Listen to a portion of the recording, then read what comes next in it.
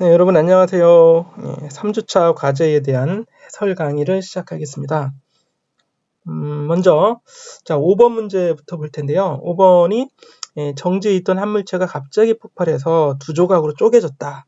그래서 이거는 이제 우리가 얘기할 때는 분리의 문제라고 하는데, 분리는 물리학에서 역충돌이라고도 합니다. 역충돌, 충돌이 거꾸로 일어나는 과정이다. 이렇게 이제 얘기할 수도 있고, 자, 그래서 한 조각의 운동 에너지가 다른 조각의 운동 에너지의 2배가 될 때 두 조각의 질량비를 구하시오. 이런 문제인데, 여러분들이 물리학 문제를 이제 풀 때는 잘 모르겠으면 일단 그림부터 그리세요. 처음에는 그냥 한 덩어리였겠죠. 한 덩어리가 있었는데, 나중에 이게 어떻게 돼요? 이제 두 덩어리로, 두 조각으로 이제 분리가 되죠. 그래서 한 조각은 여기 있고 다른 조각은 이렇게 쪼개졌다고 치자고요.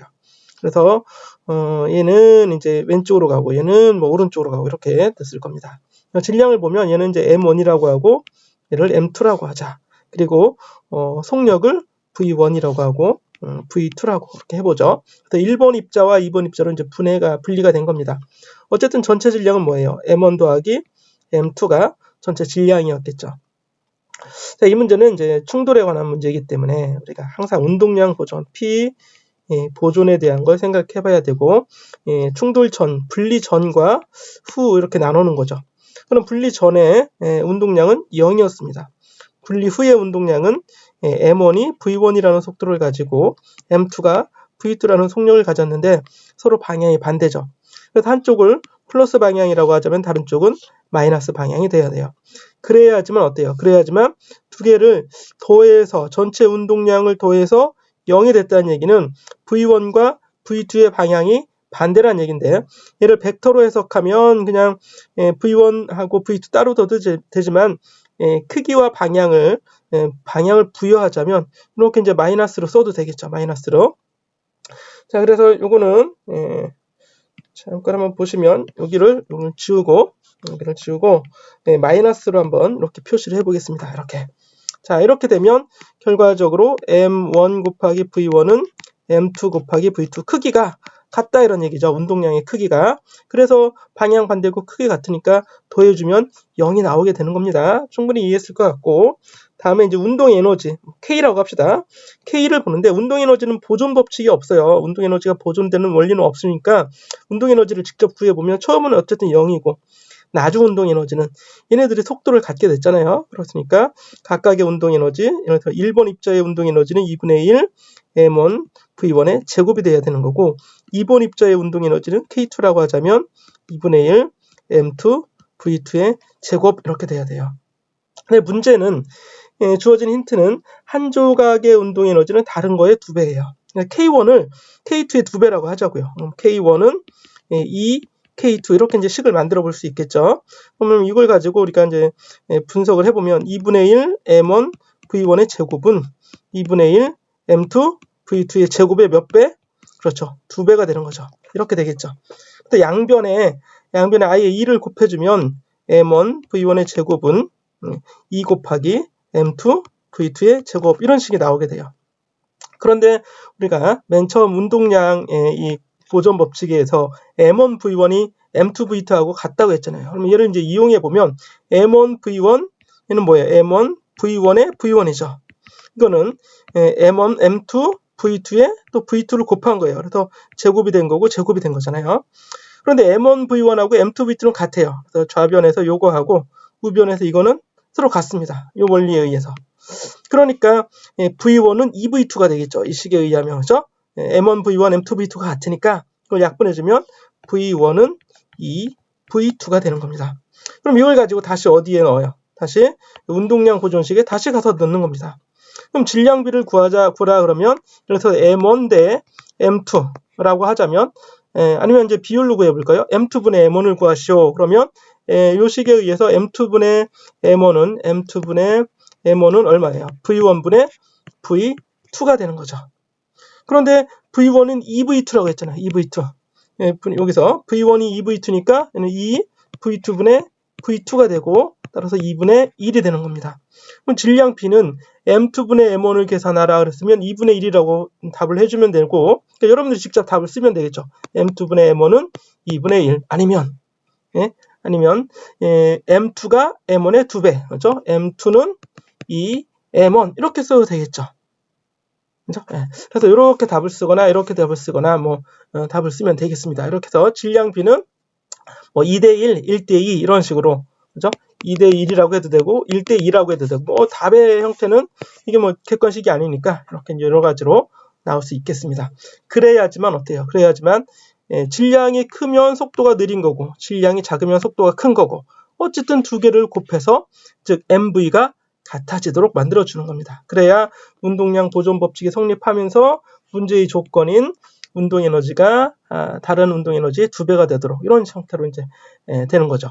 결과적으로 얘기하면 무거우면 천천히 반발하고 가벼우면 빠른 속도로 날아가고 이렇게 이제 여러분들이 확인해 볼 수 있을 겁니다. 자, 5번은 이렇게 이제 정리하고 다음 문제로 가보죠. 자, 다음은 이제 13번 연습 문제였죠. 0.06kg의 테니스 공의 질량이 나와 있네요. M은 0.06kg. 자, 작용하는 힘은 방향이 X방향이고, 자, 야구공이 이렇게 있는데, 여기에 힘이 이렇게 작용해요. F가 얼마가, 얼마인지 안 나와 있어요. 여기 그래프로 나와 있네요. 그죠? 이제 F에 대한 시간에 따른 F 그래프가 이렇게 주어져 있습니다. 자, 그래프의 사각형의 개수를 세는 방법을 이용해서 공이 받는 충격량을 추정하라. 자, 그러면 이 충격량에 대한 내용을 여러분들이 알고 있어야겠어요. 자, 충격량을 우리가 기호 J라고 하자면 J의 정의는 뭐예요? J는 정의는 F와 DT의 적분이 되는 겁니다. 즉, 이 그래프에서 왼쪽 그래프에서 이 면적이죠. 이 면적. 얘네들의 면적을 구하면 이게 바로 충격량이 되는 겁니다. 충격량 J는 그 면적을 구해보는데 이 안에 들어있는 사각형의 개수를 한번 세도 되고 사각형을 보자면 사각형 하나는 어때요? 가로의 길이가 0.01이죠. 0.01 초가 되는 거고 세로의 크기는 100N이 되는 겁니다. 따라서 이 면적 하나에 이 충격량 한 개는 얼마예요? J1이라고 하자면 J1은 0. 미안합니다. J1은 0.01 세컨드 곱하기 힘, 즉 높이 100N이죠. 100N 이렇게 곱해주면 충격량이 그대로 1N 세컨드가 나오는 겁니다. 그래서 사각형 하나의 충격량이 1N 세컨드인데 이 안에 들어있는 사각형이 몇 개냐 이걸 계산해 보면 되겠죠. 사각형 한번 볼까요? 여기 이제 한 개 있고요. 여기 2개 있고 여기 3개, 4개 이렇게 들어가 있죠. 4개 들어가 있고 그 다음에 추가로 더 세보는데 이거는 초록색으로 한번 세볼까요? 여기하고 요거 한 개하고 요만큼을 더해서 한 개 되지 않겠어요? 여기까지 한 개, 그죠? 대략적으로 한번 계산해보면 한 개. 그리고 이 면적하고 요 면적 더하면 또 2개 돼갖고 요 면적하고 요 면적 더하면 한 3개 되겠죠. 그리고 얘하고 얘 더하면 4개, 얘하고 얘 더하면 6개. 그럼 노란색이 1개, 2개, 3개, 4개, 초록색이 5개, 6개, 7개, 8개, 9개. 한 9개 정도의 사각형 면적이 대충 들어간 거라고 볼 수 있습니다. 이거는 어림으로 계산하는 거예요. 그렇죠? 그럼 전체 충격량은 얼마가 되겠어요? 전체 충격량은 9 뉴턴 세컨드 이 정도의 값이 나오겠죠. 그렇죠? 그런데 문제는 뭐예요? 일단 A는 이렇게 이제 답이 되겠네요. A의 답은 9 뉴턴 세컨드가 되는 거고 B번에서 라켓이 공을 때리기 직전에 공이 정지해 있었다고 가정하자. 즉 정지해 있는 공을 뭘로 때리는 거야? 라켓으로 쳐서 이렇게 힘을 준 거겠죠? 라켓에 맞은 직후에 공의 속력을 추정하라. 그럼 충격량은 항상 우리가 공부할 때 뭐랑 같이 연관이 돼서 나오냐면 충격량은 운동량의 변화량으로 나오는 겁니다. 이게 충격량, 운동량 정리라고 얘기를 했었죠. 그럼 변화량이니까 나중 운동량 빼기 처음 운동량 이렇게 써줄 수 있고 처음에 정지하고 있었다니까 이건 아예 제로가 되겠죠. 그러니까 나중 운동량 P가 구해지게 되는 거고 운동량은 M 곱하기 V잖아요. 따라서 V는 어떻게 돼요? V는 M분의 P로 계산이 되는 거죠. 그럼 V는 M분의 P니까 M분의 P 하자면 운동량이 지금 얼마예요? 충격량 자체가 운동량이죠. P하고 J랑 같으니까 이걸 9, 그죠? 9, 그리고 뉴턴 세컨드라고 해도 되고 단위는 뉴턴 세컨드고 질량은 얼마예요? 0.06 kg 이렇게 되는 거죠. 그럼 계산하면 9 곱하기 이게 0.06은 100분의 6이잖아요. 그러니까 6분의 100 이렇게 계산해 주면 되겠죠. 그러면 3, 2, 6, 3, 3은 9에서 5, 3, 150 이렇게 나오겠네요. V는 150 단위는 뭐가 되겠어요? 미터 퍼 세크 이렇게 나오게 되는 겁니다. 계산할 수 있겠죠? 여러분들이 굳이 뭐 전자계산기 없어도 충분히 계산할 수 있을 거예요. 이렇게 해서 나중 속력을 추정할 수 있다. 추정했으니까 약 150m per second의 속력을 가질 것이다. 이 면적을 정확히 계산할 수 없어요. 우리가 그죠? 네, 이게 정량적으로 주어져 있지 않으니까 그래프 아래의 면적, 즉 충격량을 적절하게 이렇게 이제 근사적으로 계산해서 이 문제를 구할 수 있는 겁니다. 네, 이렇게 13번 문제를 해결했다고 보시고 그 다음 문제 한번 가볼까요? 자, 16번 문제입니다. 16번 문제는 5.5m/s의 속력으로 운동하던 0.06kg의 테니스공이 처음 속력 나와 있죠? 처음 속력 VI라고 할 거예요. VI는 V0라고 합시다. V0는 5.5m/s 나와 있고 질량도 나와 있어요. M은 0.06kg 이렇게 나와 있고 3m/s의 속력으로 같은 방향으로 운동하던 0.09kg의 공과 정면 충돌해요. 그럼 다시 한번 그림을 보려보면 이게 테니스 공인데 테니스 공은 질량이 좀 작죠. 0.06인데 다른 공이 있네요. 다른 공. 좀 약간 더 무거운 질량이 얘는 0.06kg, 이거는 0.09kg. 속도는 얼마? 속도는 5.5m/s 이렇게 나오고 같은 방향으로 운동하는데 얘는 그럼 얘도 오른쪽으로 가는 거죠. 근데 속도가 있어요, 없어요? 속도가 안 나와 있죠. V가 얼마인지 모르겠어요, 그죠?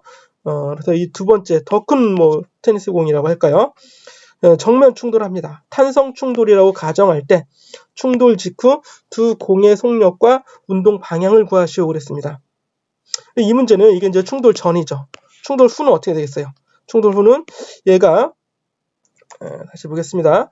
충돌 후는 작은 공은 어디로 갈지 아직 모르겠고 큰 무거운 공은 더 큰 공은 얘는 당연히 오른쪽으로 계속 가고 있겠죠. 그리고 속도가 더 빨라졌을 거예요. 왜요?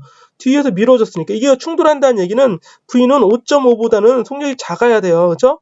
예, 더 천천히 가는 놈이랑 충돌하는 거죠. 더 빨리 가는 놈하고 충돌할 수가 없잖아요. 그래서 얘는 속도가 얼마가 더 증가했을 건데, 그죠? 증가했을 건데 얼마인지 모르겠고, 질량은 그대로겠죠. 근데 이건 탄성 충돌이라고 하는 속도 나와 있네요. 그죠? 여기 3m/s 좀 정정하겠습니다. V는 3m/s 이렇게 되어 있습니다. 탄성 충돌이라고 하는 이 조건이 주어져 있습니다. 그럼 이걸 여러분들이 이용해야겠죠. 이걸 이용하려면 또 탄성 충돌이니까 운동 에너지가 보존돼야 된다.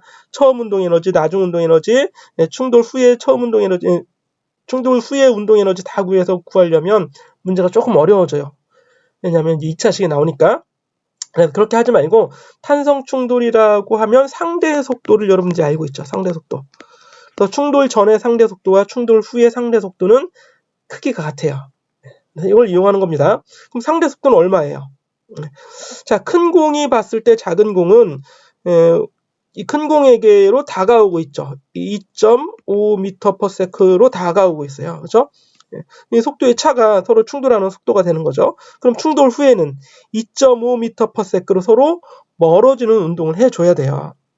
자, 그러면 내가 구하려고 하는 건 충돌 직후 두 공의 속력과 운동 방향을 구하는데 얘는 오른쪽으로 가는 게 이제 확실하니까 이거를 V2라고 하자고요. V2. 그럼 V2가 알려지면 V1도 알려질 수 있습니다. 그죠? 왜냐면 지금 V2는 분명히 3보다 클 거 아니겠어요, 이거는. 그죠? 3m/s보다 커요. 그런데 V1의 속도는 그럼 얼마가 돼야 되느냐? V1의 속도는 V2보다는 2.5가 느려져야 됩니다. 그래야 서로 멀어지는 거 아니겠어요? 그렇죠? 그래서 V2라고 하자면 V1의 속도는 V1은 얼마가 돼요? V2 마이너스 2.5가 돼야 돼요.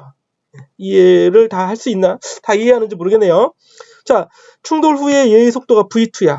그런데 V1은 그거보다 2.5m/s가 느려요. 그래야지만 서로 2.5m/s로 멀어지는 것처럼 보이겠죠. 한 놈이 어떤 속도로 가? 그런데 속도차가 이 정도가 됐어. 그래야지만 그만큼 더 멀어지는 걸로 보이는 거죠. 그렇죠? 이해했겠죠?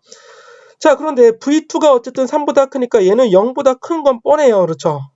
그러면 V1은 어느 방향으로 가야 돼요? 플러스 방향이니까 오른쪽 방향으로 여전히 가고 있는데 속도가 조금 느려졌겠죠. 충돌했으니까. 그러면 우리는 이제 V2나 V1만 구하면 되는 겁니다. 그렇죠? 자, 그럼 보세요. 이렇게 해놓고 뭐가 보존이 돼야 돼? 운동량은 보존이 돼야 되죠. 그럼 운동량은 처음 운동량이 어때요? 0.06kg이 5.5로 가고 있었고, 또 더하기 0.09kg은 0.3m/s로 가고 있죠. 3으로. 그럼 전체 운동량이 이렇게 구해지죠. 이렇게 구한 운동량은 나중에도 같아야 돼요. 나중 운동량하고. 그렇죠? 그럼 나중 운동량 보시면 0.06 곱하기 질량, 속도가 얼마예요? 속도가 V2-2.5가 되는 거죠. 이렇게 돼야 되고, M2, 다른 입자, 즉 무거운 공의 운동량은 질량 곱하기 질량 0.09 곱하기 속도 얼마예요? V2가 되는 거죠. 그렇죠? 이렇게 V2로 놓고 문제를 풀으면 V2가 구해지겠죠. 그래서 이제 V2를 구할 수 있습니다. 그렇죠? 그럼 여러분들이 해보세요. V2를 구하면 V1은 다시 요 식에 넣으면 V1이 구해지겠죠. V1, V2를 다 구할 수가 있게 되는 겁니다. 그래서 탄성 충돌이다 그러면 충돌 전에 가까워지는 속도와 충돌 후에 멀어지는 속력이 같아져야 된다. 이렇게 이해하고 지나가면 되겠습니다. 자, 16번 해결했다고 하고 그 다음 문제 가보죠.